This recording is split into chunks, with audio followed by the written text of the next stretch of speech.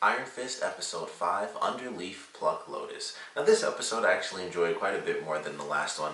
I think maybe because of my main concern from the last episode as far as action, they really picked that up in this episode because I really enjoyed the fight scene that Danny had with the random dude who doesn't matter anymore because he was just straight up killed at the end of this episode. But I like that fight scene. It had some weight to it. I knew, of course, we always know that the character isn't actually going to lose, but for them to not just mop through people like they're invincible is more entertaining to watch. So him fighting this guy, which kind of points out kind of the issues a little bit, even more so because it's like this was one person that he was fighting. It was almost like Colleen was doing it, where she doesn't have like the epic skills of the Iron Fist, and so he was still having these troubles with this one guy in there. It was an interesting battle because of course they're going back and forth in the beginning because the truck is swaying around. But they're knocking each other into stuff. Danny like knocks the guy into the table. He's trying to, hit him with a butcher knife, and he had like I'm assuming it was just a smaller knife, but I swear it looked like he had a sai in his other hand. But it was a cool fight scene, and then it led to, them like basically pressing up against the guy in the corner, so he ends up being stabbed, and it was just a cool fight scene. I felt it lasted a nice long amount of time, and it wasn't just a one-sided fight. And even when it seemed like it was one-sided, when Danny was finally, getting one up on the guy, and he was like, bending his arm, and he like slams his head into the desk, I thought it was going to be over. And then the guy kept going, and I was like, this is a good fight. This is the type of fight that I wanted to see. Maybe just add more people so it's even cooler. But I really enjoyed that fight sequence. And that whole segment I thought was pretty good because it leads to basically them starting a war with the hand. And I was very happy about that because it means we're going to be getting the hand versus the Iron Fist, and that's kind of what I've been looking forward to this whole time. And it led me to a pretty interesting question because it was something I thought of in the episode where Danny's fighting and stuff, and so of course we have the scene where the hand physically shows up when they take Harold to kill the guy who punched his daughter. And I forgot to mention it during that review because there was so much other crap that I was focused on, but the big thing that I noticed were their costumes. I was like, they're all dressed, just in straight black. And I remember in Daredevil, they were dressed differently. I remember them being like dressed as red ninjas and stuff. And I thought that was cool because it was, because you never see that where people dress the ninjas up as red, following the old myth that they dressed in red so people couldn't see them bleed, that sort of thing. And I thought that was cool in Daredevil. And I was like, why are they dressed in black? And it didn't, like I said, it didn't, stick out long enough for me to do for me to mention it during the review. But I was going through it, and I read a comment because I went back to read another review of the old episode, and someone else mentioned that. So I wanted to talk about that early on, about why Madame Gao is with the hand, because they certainly made it seem like she had no correlation to them in any way, shape, or form in Daredevil. When Daredevil goes to her and she's like, basically this is what's happening, so this is where you can find Nobu to take him down. So I don't know if this is a different sect of the hand, or this is totally, they're using the hand's name, but they aren't actually the hand.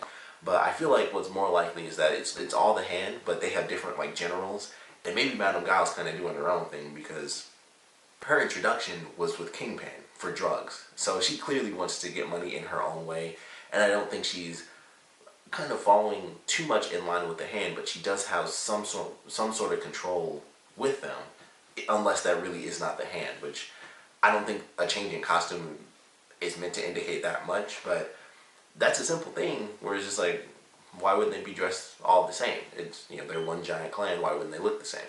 So, I don't know, maybe there's something to that where it's really not the hand and they just say that they are to get control. The hand, of course, actually did show up, and they definitely were involved, like, they were there in the beginning, of Daredevil as well with Kingpin, so the hand was actually involved with that. But once again, Nobu shows up, and it's Nobu, and then Madame Gao was still the drug side of things, so they were still, if they're both the hand, why wouldn't it just be one person to handle both sides of that aspect that would talk to, Kingpin, and then under that person would be the drug person, and then, that sort of thing. But it was like two totally separate individuals were like at the very top, doing their own separate things, but both dealing with Kingpin. So there's something to that where it's like, either this is, like I said, she's a different general, or maybe she's got some weird agreement with the hand where she can do her own thing as long as she does something else for the hand, kind of like the agreement that they have with Harold. Maybe Madame Gao has that same sort of deal because she's got some mystical powers going on too, which they just slightly hinted at in that first season of Daredevil, when she like put Matt on his butt, and he was like, oh, what the F is going on here? And then he took off because she was probably going to destroy him. So that was an interesting question that I forgot to mention in the last episode. It was just like, what is going on here? Because they made it seem very clear that she had nothing to do with the hand before, and now she's like the leader of the hand. Maybe they came to her, to take over Nobu's place. That's totally, I wouldn't be surprised about that either, considering the deep connections that she has. They were involved in the building stuff in order to get what they did for, just in case anyone hasn't seen it, for the end of season 2 of Daredevil. That's why they were buying buildings up and stuff like that. But I don't know, there's definitely something to it. They clearly need the money. They have the money somehow, so they got to get it somehow. So maybe she is really involved with them. But it was an interesting thing. Like, they made it seem like she had nothing to do with the hand. Like, almost like they were rivals in a sense, because she could have easily fought Daredevil and probably won, but she was like, I don't want to deal with that. This is where he is. And she sent him right after Nobu. So, I don't know, maybe we'll get that answer based on the thumbnail for the next episode that I saw.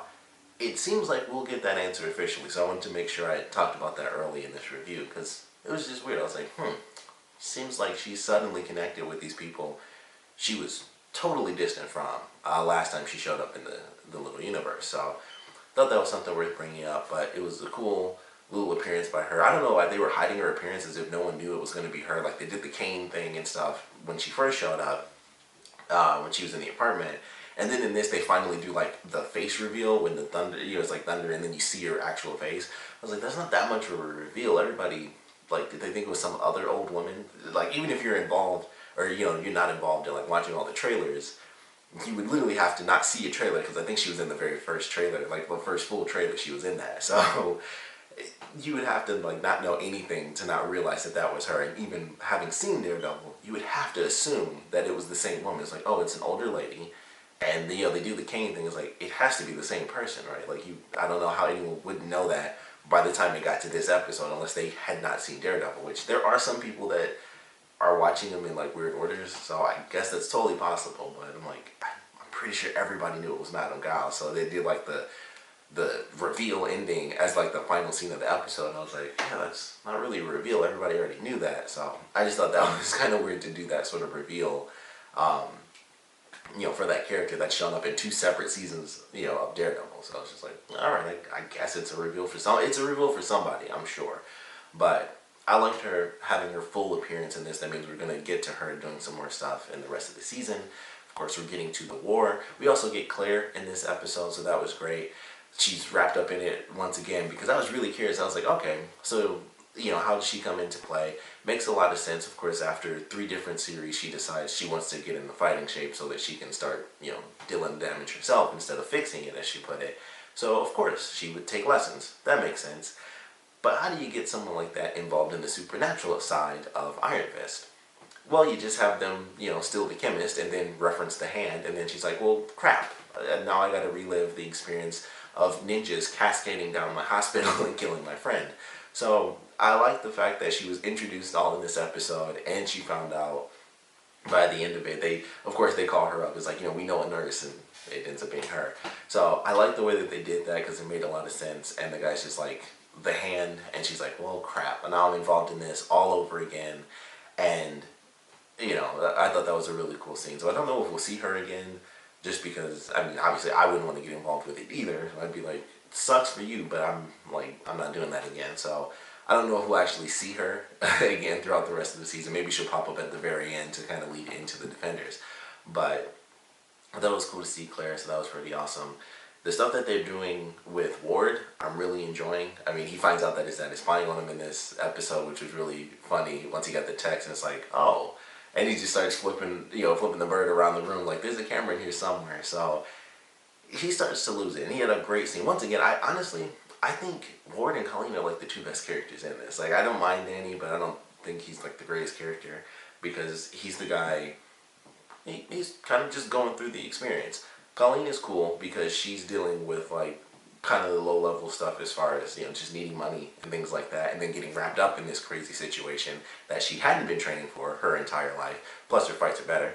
And then with Ward, it's just emotional. Like I mentioned before, they did a cool scene with Joy, but since that one scene in the hospital, she's kind of been the character I expected her to be, which was the nicer of the two characters, who is kind of like the golden child. Like, I don't know why. I mean, I guess because he just didn't want to hurt his daughter because he cares more about her than Ward. But for whatever reason, Harold chose his son to tell the truth to rather than his daughter. And I think it's because he knows he can manipulate him, and that he knows, like, my daughter will do great no matter what. So I'll basically control the other half of that. And it's basically me working with my daughter because I don't care that much about my son. And Ward suffers because of that, and I love his character for it. And he has some great moments, just like in this one, where he's suffering, and it's little by little at first. You know, he's mad because Danny talks with the woman, and her lawyer was a genius, so he records it. So he's like, you know, he screwed us over. You know, they're trying to get, I think at first it was 100 million, then they doubled it after the video went online. And his father wants him to do what Joy suggested, and that's pretty much what everyone thinks. But he's basically doing it to go against his father. And, you know, I mean, it was his plan initially anyway, even before his father said it, but that probably pushed him over the edge without reason. It was just like, oh, he wants me to do it, screw that, I'm going to do the opposite. So, you know, going against that, he just starts to snap a little bit. You know, he goes against his father. He, you know, this, I think it was once this episode and once in the last one as well, where he took, like, whatever pills he's taking, but he also took it with the alcohol. So we see him passed out. And Joy ends up finding him, and he almost revealed that their father was alive to her, which I thought was very interesting. But he's just so distraught, and that's why his character is so well done. I'm like, he suffers in this series, and I really enjoy that about him. So that makes him probably my #1 character. Honestly, just the way that they do him with those special moments that they have, I think he's probably the most interesting character to watch story-wise, you know, throughout the season, which probably doesn't bode well as far as him not being the main character, but he had some really great moments as far as I'm concerned. So I really love that scene of Joy going into the office and him just freaking out, him kind of being out of it so he doesn't explain everything that's happening. But, you know, it was a really good scene, and he's just messed up because his father is messing with him and is forcing him to do something, and we're forcing him to do everything, really. So it's really fun watching him. It sucks to watch him suffer because it's crazy. He was a douchebag from, you know, we got the flashback in like the first episode. He was an a-hole from the beginning. But it's like, I feel bad more for him now as an adult who's in control of his own life than I did as a kid, because I feel like he's in way less control as an adult than he was as a child. Like, he's supposed to be in control, and he is to an extent, and now he's trying to take hold of that completely. But there's always that little part where something extra is his father, and it's always the biggest thing, and it feels like it cascades over all the actual decisions Ward did make on his own. That little decision his father makes is just like that really big thing that continues to linger over his head. So I really love what they're doing with his character. Colleen decides to join Danny by the end of this episode. Like, you know, we're gonna take on the Hand, fight a bunch of ninjas, so I'm excited for that. But I actually enjoyed this episode, even outside of me actually enjoying the action sequence that they had. I do think there were some great story elements. The stuff with Ward was really good. Seeing Claire was really awesome, and her getting the reveal at the end was pretty good too. And then of course Madame Gao learning the truth about Iron Fist. And also it was weird that they had to say this, but the line where the guy was like, he punched through it with his bare hands, and she was like, are you sure it wasn't his bare fist? I'm like, it's the same, it's kind of the same thing. Like, I know why, because it's specifically his fist. Like, he can technically do it with his hand open, I'm pretty sure. I've seen that before. But I get why they made her specify, but I was like, bare hands means your hand in any configuration. Like, that's what that means. But I know why they had to specify. I just thought that was really weird that they even bothered to put that in there, because she knew what he meant. So I was like, alright, I thought that was a little weird to add that specific line in there. But she killed that guy. We find out that her cane, she has like a blade in it, which I thought was pretty cool. Every like old sensei person who's in a martial arts thing always has a blade inside their cane, like everybody. But I thought that was cool to see that at the end. But I'm excited to see where they're headed for this next episode. I actually enjoyed this, and I think it really picked up from the shortcomings of the last episode, which I felt didn't really have too many epic moments to them. And there, you know, like I said for that last one, there were spots in there. But this one overall I felt was just a decent episode. It didn't have as many epic moments, because I felt like there were really small epic moments in the last one, but in this one it was just the Ward scene that really sticks out, and the fight scene I thought was really good. But even outside of like the really epic moments, everything else I thought actually just worked. I was like, even the little stuff is just good in this episode, and that's really what I need. Just we can get one epic moment and then everything else just be good. That's all we want. So I was happy to see that this kind of picked up for me compared to the last episode. But of course, I want to know what you guys thought about it. So please comment below. Let me know your favorite parts, who these favorite parts were. And I definitely want to know where you guys think they're headed with Madame Gao and the Hand. Now that Danny and Colleen have, taken this guy, how is this war really going to start off? What's going to be the first strike for them getting into, a crazy battle? Because there's a lot to that. It's the Hand. It's a crazy organization. We've seen what they've done with Daredevil, if you've seen it. We've seen how that ended, so I can't wait to see, where that leads to.